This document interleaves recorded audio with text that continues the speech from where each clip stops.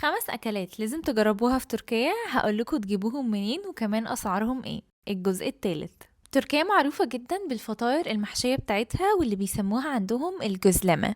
عادة بتكون محشية سبانخ جبنة أو بطاطس، وبصراحة البطاطس كانت أحلى واحدة بالنسبة لي. وطبعا مش محتاجة أحكي عن الفطار التركي، بس لما روحت اكتشفت إن عندهم حاجة اسمها modern Turkish breakfast. ده بيكون فيه الأصناف العادية وكمان معاها حاجات مختلفة زي الباستو بيست والجبنة اللي بالبيريز، حاجات تانية كتير لذيذة قوي جربناها في مطعم اسمه بومبا بريكفاست كلوب.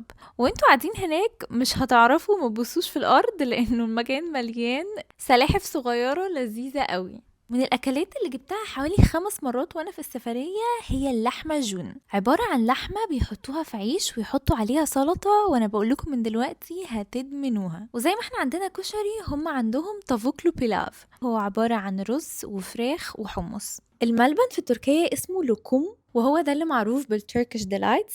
بجد الفليفرز بتاعته كلها أحلى من بعض. اكتبولي في الكومنتس ايه تاني بتحبوا تاكلوه في تركيا.